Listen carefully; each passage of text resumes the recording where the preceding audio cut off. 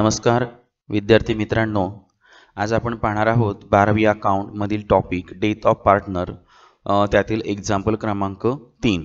तर आज त्याचा पार्ट ए आपण पाहणार आहोत. या पार्ट ए मध्ये मी तुम्हाला सविस्तरपणे उदाहरण कसं सोडवायचे याबद्दल माहिती सांगणार आहे. तर आपल्या व्हिडिओचा क्रमांक आहे 12 अकाउंट 0506. चला तर मग. The Anita and Sunita and Kavita were partners in a business sharing profits and losses in the ratio of 2:1 respectively. म्हणजे अनिता, सुनीता आणि कविता या तिघी जणी पार्टनर्स आहेत. त्यांचा रेशो आहे 2:1 अनुक्रमे. आपल्याला त्यांनी 31 मार्च 2019 बॅलन्स शीट या तारखेचं दिलेलं आहे. आता बॅलन्स शीटकडे आपण जाऊया. पहिल्यांदा दिलेलं आहे कॅपिटल अकाउंट अनिता, सुनीता आणि कविता. तर नेहमीप्रमाणे हे उदाहरण कोणत्या टॉपिकवरचं आहे तर आपल्याला हे जर अगोदर माहीत पाहिजे असेल तर आपण काय करायचं, बॅलन्स शीटच्या खालची जी ओळ आहे ती वाचायची. इथे आपल्याला दिसते सर्वांना 1 जुलै 2019 कविता डाईड शब्द आला की आपण समजून घ्यायचं की हे डेथ ऑफ पार्टनर या टॉपिकवरचं उदाहरण आहे. त्यानंतर आपल्याला या टॉपिकचं उदाहरण सोडत असताना आपण कोणकोणते अकाउंट ओपन करतो तर पहिल्यांदा आपण ओपन करायचं आहे रिव्हॅल्युएशन अकाउंट, साधारणपणे 10 ओळींचं. त्याखाली ओपन करायचं आहे पार्टनर्स कॅपिटल अकाउंट 10 ओळींचं. त्याच्याखाली आपण ओपन करायचं आहे बॅलन्स शीट एक 15 ओळींचं. त्याच्याखाली आपण ओपन करायचं आहे सपोर्टेड अकाउंट म्हणून गुडविल अकाउंट एक 5-6 ओळींचं. त्याच्याखाली आपण ओपन करायचं आहे बँक अकाउंट एक 5 ते 6 ओळींचं. तर अशा प्रकारे हे 2 सपोर्टेड अकाउंट ओपन करायचे आहेत आणि आपण उदाहरण सोडवायला सुरुवात करायची.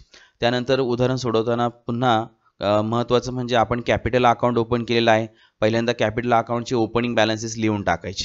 त्याचबरोबर आपण बँक अकाउंट पण ओपन केलेला आहे म्हणून बँक अकाउंटचा ओपनिंग बॅलन्स लिहून टाकायचा. गुडविल अकाउंट ओपन केलं आहे म्हणून गुडविल अकाउंटचाही ओपनिंग बॅलन्स लिहून टाकायचा. पहिल्यांदा ओपनिंग बॅलन्स लिहून टाकायचे. त्यानंतर मग आता लायबिलिटी साईडपासून सुरुवात करायची. मग आता कॅपिटल बॅलन्सेस आपण कॅपिटल अकाउंटच्या क्रेडिट साईडला जायचं. बाय बॅलन्स ब्रॉट डाऊन तिघींचे कॅपिटल तिघींच्या कॉलममध्ये लिहून टाकायचे. त्यानंतर दिलेलं आहे क्रेडिटर्स, बिल्स पेबल आणि बँक लोन. 3 आपल्याला ह्या लायबिलिटीज दिलेल्या आहे. तर यावर ॲडजस्टमेंट असेल त्याप्रमाणे आपण त्याची इफेक्ट द्यायची. काहीच इफेक्ट जर आला नाही, सर्व ॲडजस्टमेंट संपल्या, त्यानंतर सर्वात शेवटी पुन्हा हे सर्व लायबिलिटी नवीन बॅलन्स शीटला जशाच्या तशा घेऊन टाकायच्या. त्यानंतर आता असेट साईड पहा. प्लांट अँड बिल्डिंग दिलेले आहे.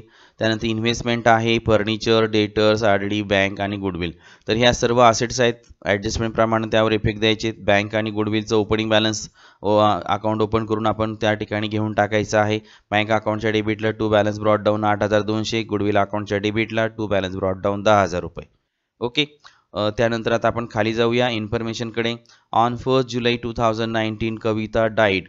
मी तुम्हाला सांगितले डेथ ऑफ पार्टनर या टॉपिकवरचा जर हा उदाहरण असेल तर ह्या तारखेला खूप महत्त्व आहे. म्हणजे आपलं आता बॅलन्स शीट दिलेला आहे 31 मार्च 2019 आणि कविताची डेथची डेट आहे 1 जुलै 2019. तर 31 मार्चपासून तर 1 जुलै किती महिने होतात तर मार्च संपलेला आहे, एप्रिल, मे आणि जून 3 महिने होतात. तर आपल्याला काय करावं लागेल, या उदाहरणामध्ये सुद्धा 3 महिन्याचं काय काढायचं आहे, प्रॉफिट काढायचं आहे. आलेला प्रॉफिट त्या ठिकाणी प्रॉफिट अँड लॉस सस्पेन्स अकाउंटला ट्रान्सफर करायचं आहे. तर ही नोट खूप महत्त्वाची आहे. म्हणून हा जो कालावधी आहे तो कालावधी खूप महत्त्वाचा मानला जात असतो आणि त्याच्यावरून आपण पिरियड काढतो 3 महिने 6 महिने काय जो असेल तो. म्हणून ह्या डेटला खूप महत्त्व आहे.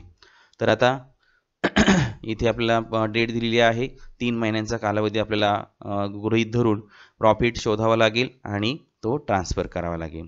पुढे काय दिले पहा, the following adjustment were made. खालील ॲडजस्टमेंट आता बघूया आपण. All the debtors were consider as good. म्हणजे सर्व डेटर्स काय झाले आहेत, चांगले झालेले आहेत. मग डेटर्सवरची ही 1 नंबरची ॲडजस्टमेंट आहे. म्हणून इथे एक असेट साईडला यायचं आहे आणि डेटरच्या समोर 1 नंबर द्या. आर डीच्या संदर्भात ती ॲडजस्टमेंट आहे म्हणून इथेही 1 नंबर द्या. त्यांनी काय सांगितलं की सर्व डेटर चांगले झाले. याचा अर्थ आर डी 800 रुपये होती, म्हणजे डाऊटफुल बुडीत कर्ज हे 800 रुपये होतं, परंतु ते आता आपल्याला त्याचे पैसे मिळणार आहे त्याची खात्री आपल्याला झालेली आहे. म्हणून याचा अर्थ आता आर डी डी राहिलेली नाही. म्हणून नवीन बॅलन्स शीटला जायचं आणि तिथे लिहायचं डेटर्स 20,800 आपण आता वजा करून 800 करून आउटरला 20,000 घेतलेले जुन्या बॅलन्स शीटला, तिथे हे वजा 800 रुपये आता कॅन्सल झालेले आहेत. आरडी काय झाली आहे, कॅन्सल झालेली आहे की सर्व डेटर्स आपले चांगले झालेले आहेत.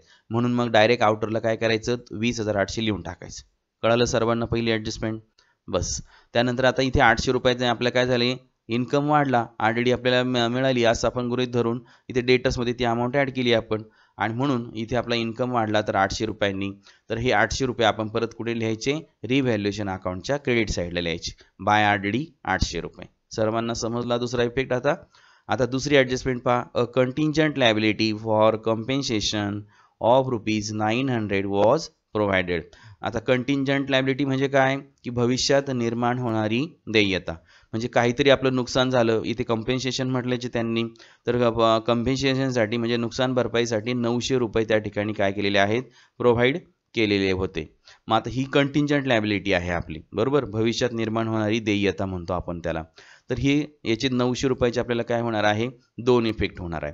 तर आता आपला इथे 900 रुपयांनी खर्च काय झालेला आहे, वाढलेला आहे. म्हणून मग आता रिव्हॅल्युएशनच्या डेबिटला जायचं, तिथं लिहायचं टू कंटिंजंट लायबिलिटी 900 रुपये. हा झाला फर्स्ट इफेक्ट. सेकंड इफेक्ट, आता आपली लायबिलिटी वाढली आणि म्हणून बॅलन्स शीटच्या नवीन बॅलन्स शीटच्या लायबिलिटी साईडला जायचं आणि तिथे लिहायचं कंटिंजंट लायबिलिटी 900 रुपये. कळाले 900 रुपयाचे 2 इफेक्ट सर्वांना. ठीक आहे. आता आपण जाऊया 3 नंबरकडे.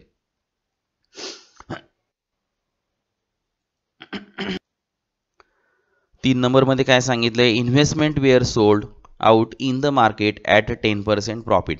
म्हणजे इन्व्हेस्टमेंट जी होती ती मार्केटमध्ये 10% नफ्याने काय केलेली आहे, विकलेली आहे. मग इन्व्हेस्टमेंट किती रुपयाची होती, इथे दिसते सर्वांना, दिसतंय 30,000 रुपयाची होती. मग 30,000वरती 10% काढा तर 3,000 रुपये येईल. मग आपल्याला किती टक्क्यानं विकली, 10% प्रॉफिटने विकली. याचा अर्थ आपण 10% आली रक्कम 3,000 रुपये, म्हणजे 3,000 रुपये आपल्याला या इन्व्हेस्टमेंट सेल केल्यानंतर प्रॉफिट झालेला आहे. मग आता 3,000 प्रॉफिट झालं तर त्याची आपण आता आपल्याला पोस्टिंग करावी लागेल. आपला इथे इन्कम झालेला आहे आणि म्हणून रिव्हॅल्युएशन अकाउंटच्या कुठं जायचं आहे, क्रेडिट साईडला, तिथं लिहायचं आहे बाय इन्व्हेस्टमेंट 3,000 रुपये. इथे काय एंट्री झाली, investment account debit to revaluation account credit 3,000 रुपये. ओके. आता त्यानंतर आपण इन्व्हेस्टमेंट होती 30,000ची, ती 10%ने प्रॉफिटने विकली, म्हणजे आपल्याला एकूण पैसे किती आले, 30,000 अधिक 10% प्रॉफिट 3,000 बरोबर 33,000. तर अशा प्रकारे आपल्याला इन्व्हेस्टमेंट विकल्यामुळे काय झाले, 33,000 रुपये आलेले आहेत. मग 33,000 आल्याची परत एंट्री करा. मग bank account debit 33,000 to investment आपण विकली म्हणून इन्व्हेस्टमेंट अकाउंट क्रेडिट 33,000. अशा प्रकारची एंट्री करायची. परत बँक अकाउंट आपण ओपन केलेलं आहे, बँक अकाउंटच्या डेबिटला जायचं, तिथं लिहायचं टू इन्व्हेस्टमेंट 33,000 रुपये. आले सर्वांच्या लक्षात. तर अशा प्रकारे इथे या 3 नंबरच्या ॲडजस्टमेंटमध्ये 10% प्रॉफिट काढून ती 3,000ची एक एंट्री होईल, पोस्टिंग होईल, आणि त्याचप्रमाणे मग आपल्याला 33,000 रुपये आले, बरोबर, त्याची एक एंट्री होईल आणि पोस्टिंग होईल. तर आता त्याच्यानंतर इथे इन्व्हेस्टमेंटवरती होती आपली किती नंबर, 3 नंबरची ॲडजस्टमेंट. मी इथे 3 नंबर लिहूया आणि 2 नंबरची आपल्याला डायरेक्ट होती कंटिंजंट लायबिलिटी. ठीक आहे. 3 नंबर सर्वांना समजली. आता आपण 4 नंबरकडे जाऊया. 4 नंबरला काय सांगितले त्यांनी, लोन वेअर पेड ऑफ. म्हणजे आता बघा जे लोन होतं, बॅलन्स शीट पहा, बॅलन्स शीटच्या लायबिलिटी साईडला तुम्हाला दिसेल क्रेडिटर्स, बिल्स पेबल, हे बघा त्याच्या खाली दिलेले बँक लोन किती रुपये आहे, 8,000 रुपये. दिसते सर्वांना, माझा माऊसचा ॲरो कर्सर दिसतोय सर्वांना. तर इथे लोन काय झालेलं आहे, हे 8,000 रुपये त्यांनी पेड केलेला आहे. आता लोन पेड केला असेल तर आपण संस्थेनं पैसे देऊन टाकले बँकेला, म्हणजे बँक पैसे आपले गेले, म्हणजे बँक अकाउंट काय होणार, क्रेडिट, आणि एंट्री काय होणार इथे, bank loan account debit 8,000 to bank account credit 8,000 रुपये. अशा प्रकारची एंट्री होणार आणि म्हणून परत मग या एंट्रीचा इफेक्ट होणार बँक अकाउंटच्या क्रेडिट साईडला बाय बँक लोन अकाउंट 8,000 रुपये. समजलं इथे लोन वेअर पेड. आणि इथे बॅलन्स शीटच्या नवीन बॅलन्स शीटच्या लायबिलिटी साईडला मात्र पुन्हा लोन मात्र आता दाखवायचं नाही, कारण हे आपण लोन आता पेड केलेलं आहे. कळाले याचे 2 इफेक्ट सर्वांना. 2 इफेक्ट कुठं झाले, एक बँक अकाउंटच्या क्रेडिटला गेला एक इफेक्ट आणि न्यू बॅलन्स शीटच्या लायबिलिटी साईडला. मग न्यू बॅलन्स शीटच्या लायबिलिटी साईडला आपण काहीही दाखवायचं नाही, म्हणजे हा एक इफेक्टच झाला, कारण आपण ते पेड केलेत. मग आपण फार तर दाखवायचं ठरलं तर आपण काय म्हणणार, बँक लोन इनरला 8,000 लेस पेड वजा 8,000, आउटरला येतील 0,0. मग 0,0 आपण काही दाखवत नाही. आले लक्षात सर्वांच्या. अशा प्रकारे त्याचे 2 इफेक्ट झाले. चौथी ॲडजस्टमेंट होती बँक लोनवरती. आले सर्वांच्या लक्षात. मग इथे आपण आता काय करूया, बँक लोन म्हणून इथे 4 अंक लिहूया. दिसते सर्वांना.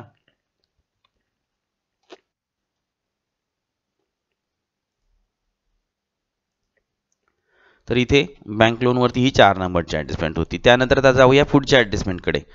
पुढची ॲडजस्टमेंट आहे land and building were depreciated by 800 and furniture by 1100 किंवा 1100. म्हणजे आता ह्या दोन असेटवरती ही 5 नंबरची ॲडजस्टमेंट आहे. तर इथे आहे हे प्लांट अँड मशिनरी, खाली जाऊन त्यांनी लँड म्हटलंय, त्याला काय हरकत नाही.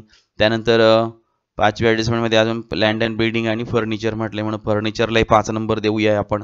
तर आता पहा, तर आपल्याला नेहमीप्रमाणे आपण काय करायचं, डेप्रिसिएशन आहे, अमाऊंट दिलेली त्यांनी डायरेक्टली 800 आणि 1100 रुपये.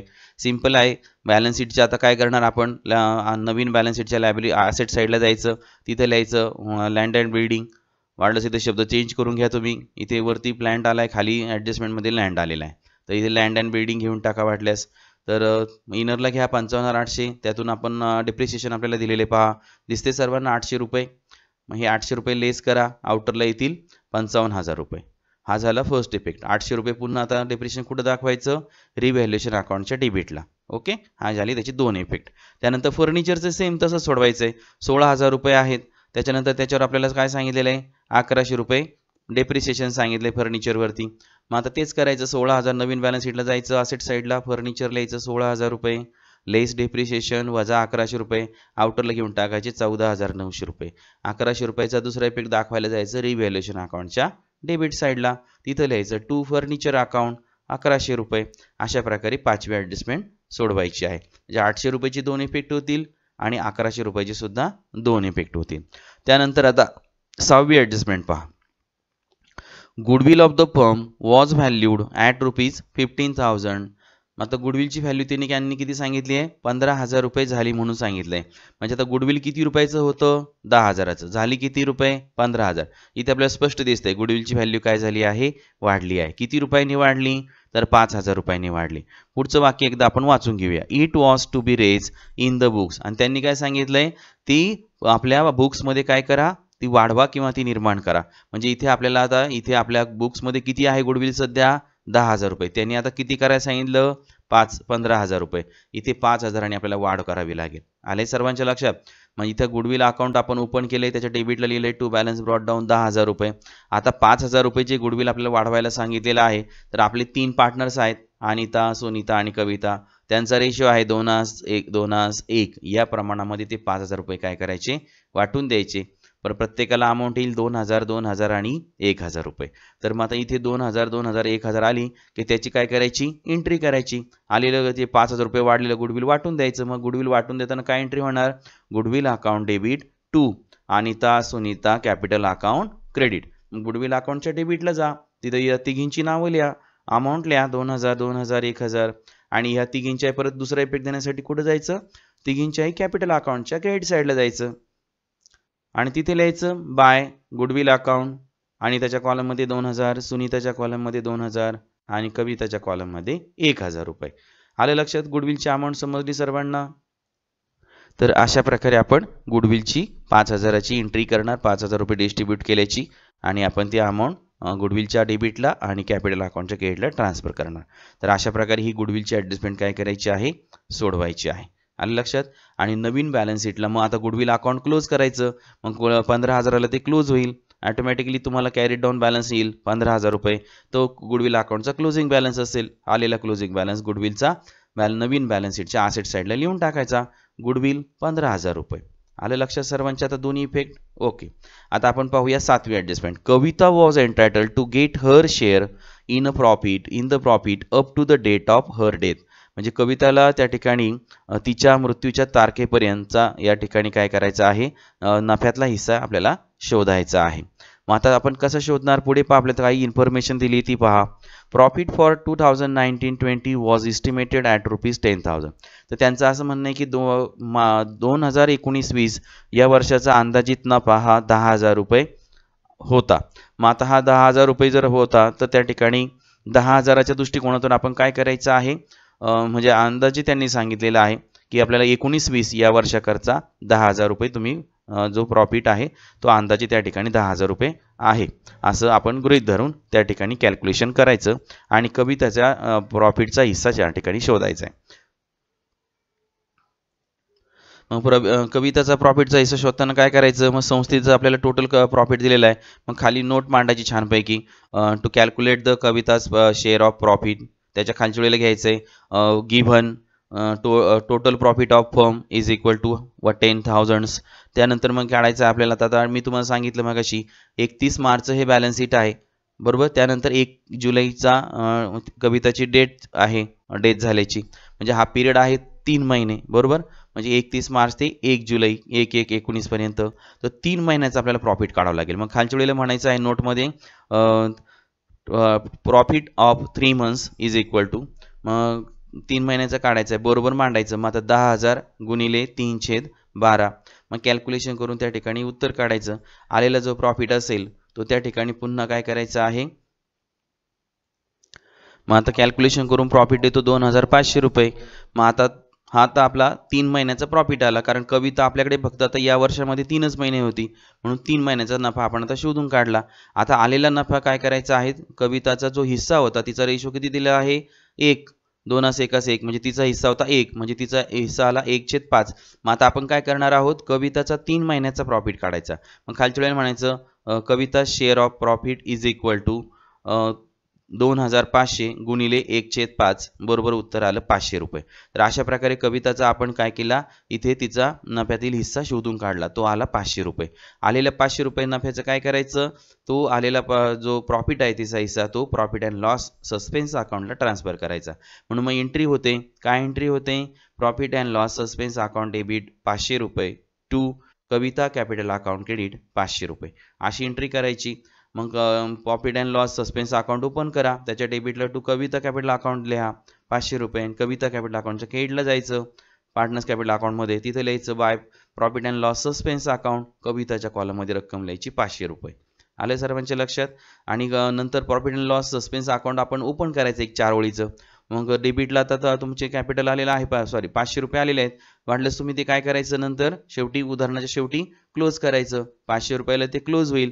कॅरी डाऊन बॅलन्स येईल 500 रुपये. आलेला कॅरी डाऊन बॅलन्सला to balance by balance carry down म्हणून टाकायचं, आणि आलेला प्रॉफिट अँड लॉस सस्पेन्स अकाउंटचा जो क्लोजिंग बॅलन्स आहे 500 रुपये, तो नवीन बॅलन्स शीटच्या असेट साईडला लिहून टाकायचा, profit and loss suspense account outer कॉलममध्ये रक्कम लिहायची 500 रुपये.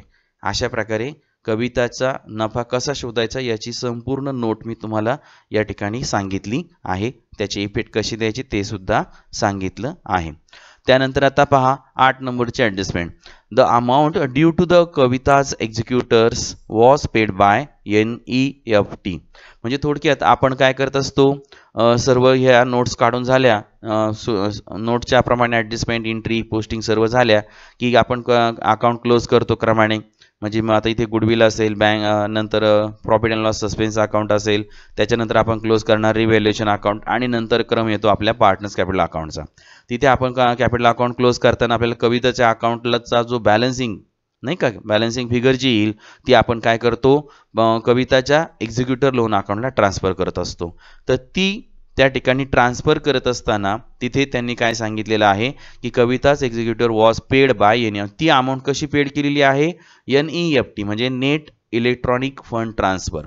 तर हे आपण 12वी OC मध्ये हा पॉईंट शिकलेलो आहोत की इलेक्ट्रॉनिक पद्धतीने, म्हणजे थोडक्यात इंटरनेटचा वापर करून त्या ठिकाणी ती रक्कम काय केली आहे, त्या अकाउंटला ट्रान्सफर करायची आहे. तर इथे आता म्हणजे थोडक्यात बँक ट्रान्झॅक्शन होणार आहे इथे, आणि कविताला ती रक्कम काय करायची आहे, देऊन टाकायची. म्हणजे या ठिकाणी मग परत एंट्री होणार काय, आता बॅलन्सिंग फिगर येईल ती आपण शोधायची आहे, मग ती अमाऊंट घेऊन एंट्री करायची. आता मी तुम्हाला एंट्री सांगतो, अमाऊंट तुम्ही जेव्हा आपण कॅल्क्युलेशन करू तेव्हा अमाऊंट आपल्याला मिळून जाईल. एंट्री काय होते, Kavita's executors loan account debit to bank account credit, अशा प्रकारची एंट्री होईल. आणि मग कविताज जो एक्झिक्युटर लोन जे आहे तर त्या ठिकाणी आपल्याला जी अमाऊंट असेल काय आहे ती त्या ठिकाणी आपण लिहून टाकायची. आले लक्षात सर्वांच्या. आणि बँक अकाउंटच्या क्रेडिटला पण जायचं आहे दुसरा इफेक्ट देण्यासाठी, तिथे लिहायचं आहे bye Kavita's executors loan account, आणि अमाऊंट जी आलेली आहे कॅल्क्युलेशन करून ती लिहून टाकायची. आले लक्षात सर्वांच्या. तर अशा प्रकारे ही 8 नंबरची ॲडजस्टमेंट सोडवायची आहे. त्यानंतर आपल्याला त्यांनी तयार करायला सांगितलं होतं revaluation account, partners capital account आणि balance sheet of new firm. तर ते आपण तयार करतच आहोत. पुन्हा एकदा आता नजर मारायची आहे आपल्या पुन्हा उदाहरणाकडे काय राहिले का पाहायचं आहे. तर आपण कॅपिटल बॅलन्सेस घेतले, क्रेडिटर्स आणि बिल्स पेबल काहीच नाही आलं, त्यामुळे नवीन बॅलन्स शीटला दोन्ही आयटम जसे तसे 30,000 2,000 घेऊन टाका. बँक लोनवरती ॲडजस्टमेंट येऊन गेलेली आहे, त्यामुळे त्याला परत घ्यायची गरज नाही. ज्याच्यावर ॲडजस्टमेंट झाली ते पुन्हा घ्यायची नाही. आता इथे land and building, investment, furniture, debtors हे यांच्यावर ॲडजस्टमेंट झाली, यांना परत घ्यायचं नाही. बँक आणि गुडविलचे तर ओपनिंग बॅलन्स आपण घेतलेले आहेत, त्याच्यामुळे त्यांनाही परत घ्यायचं नाही. म्हणजे आता असेट साईडसुद्धा आपली सर्व झालेली आहे. त्यानंतर ॲडजस्टमेंट पाहून घ्यायच्या एकदा. ऑल डेटर्स वेअर क्लोज हे पण झालं आहे, कंटिंजंट लायबिलिटी झाली, इन्व्हेस्टमेंट झालं, लोन झालं आहे, लँड अँड बिल्डिंग आणि फर्निचर पण झालं आहे. गुडविल आपण 15,000चं 5,000 काढलं ते आणि वाटून पण दिलं आणि नवीन बॅलन्स शीटला 15,000 अमाऊंट गुडविलची घेऊन टाकली. कविताचं आपण काय काढला, प्रॉफिट शोधून काढला आणि तो आपण प्रॉफिट अँड लॉस सस्पेन्स अकाउंटला ट्रान्सफर केला. त्यानंतर 8व्या ॲडजस्टमेंटमध्ये एक्झिक्युटर लोनची अमाऊंट NEFT पद्धतीने ट्रान्सफर केली. म्हणजे थोडक्यात बँकिंग ट्रान्झॅक्शन आहे असं त्यांना म्हणायचं आहे. NEFT म्हणल्यानंतर आपण विद्यार्थी घाबरून जातात, अरे बापरे हे नवीन काय आहे. तर आपण अभ्यास केलेला असेल तर NEFT आणि RTGS या दोन पद्धतीने आपण अमाऊंट काय करतो, बँकिंगद्वारेच ट्रान्सफर करतो. म्हणजे नेट बँकिंगचाच उपयोग त्या ठिकाणी आपल्याला झालेला दिसतो. मग RTGS असो, नेट बँकिंग असो आणि चेकने जरी अमाऊंट पेड केली तरी एंट्री तीच होणार आहे. आलं लक्षात सर्वांच्या? तर ठीक आहे, ती आपण तुम्हाला मी सांगितली. तर विद्यार्थी मित्रांनो, माझा हा व्हिडिओ कसा वाटला याबद्दल नक्कीच कमेंट बॉक्समध्ये लिहा. बरेच जण कमेंट्स लिहित नाहीत, त्या चांगली कमेंट्स त्या ठिकाणी, किंवा तुम्हाला समजलं नसेल, नाहीच काय समजलं त्याबद्दल सुद्धा विचारलं तरी काही हरकत नाही. त्याचबरोबर आवडला असेल तर लाईक करा किंवा थम्सअप बटन आहे त्याच्यावरती क्लिक करा. त्याचबरोबर ज्या विद्यार्थ्यांनी अजूनपर्यंत सेटिंग केलेलं नाही तर त्या सर्वांनी काय करून घ्या, सेटिंग करून घ्या. त्याची लाईक कसं करायचं, सेटिंग कसं करायचं याची व्हिडिओ 90 सेकंदाचा व्हिडिओ तुम्ही लगेच पाहू शकता. आणि त्यानंतर आपण पार्ट बी मध्ये पाहणार आहोत या तिसऱ्या उदाहरणाचं डिटेल सोल्युशन. इथे थंब दाखवलेला आहे, त्याच्या खाली 8 अंक आलेला आहे, म्हणजे हे लाईक केलेले आहेत. तुम्हाला खरंच व्हिडिओ जर आवडला तर इथे तुम्ही प्रत्येक व्हिडिओला लाईक करू शकता. त्याच्यानंतर शेअर बटन आहे, जर तुम्हाला दुसऱ्याला पाठवायचं असेल तर तुम्ही यावरनं क्लिक करून दुसऱ्याला व्हॉट्सॲपवरती त्याची लिंक पाठवू शकता. त्यानंतर डाउनलोडसुद्धा करता येऊ शकतो, सेव्ह आपण करून ठेवू शकतो. त्यानंतर त्याच्या खाली बघा चॅनलचं नाव दिसत आहे, PS commerce digital online learning. त्याच्यासमोरच एक रेड कलरमध्ये कॅपिटल लेटरमध्ये सबस्क्राईब हा शब्द दिसत आहे. तर या शब्दावरती क्लिक करायचं आहे. क्लिक केल्यानंतर त्याचा रंग बदलतो, ब्लॅक कलर येतो आणि पास्ट टेन्स तयार होतो. D हे अक्षर त्याला जोडलं जाते. सबस्क्राईब त्या ठिकाणी तयार झालेला आहे. त्यानंतर त्याच्यासमोर लगेच एक बेलचे बटन, घंटासारखे घंटा जशी मंदिरामध्ये असते तसे एक बटन समोर येते, त्यावरती क्लिक करायचं आहे. त्यामध्ये 3 ऑप्शन्स ओपन होतात, ऑल, पर्सनलाइज्ड आणि नन. तर त्यापैकी ऑलवरती क्लिक करायचं आहे. त्यानंतर बघा उजव्या बाजूला you will receive all notifications. त्यामुळे तुम्हाला आता सर्व नोटिफिकेशन्स, मी जेवढे व्हिडिओ अपलोड करेल, अपलोड केल्यानंतर तुम्हाला त्याची लगेच नोटिफिकेशन तुमच्या मोबाईलवरती येईल आणि तुम्हाला आल्यानंतर तुम्ही लगेच व्हिडिओ पाहायला सुरुवात करू शकता.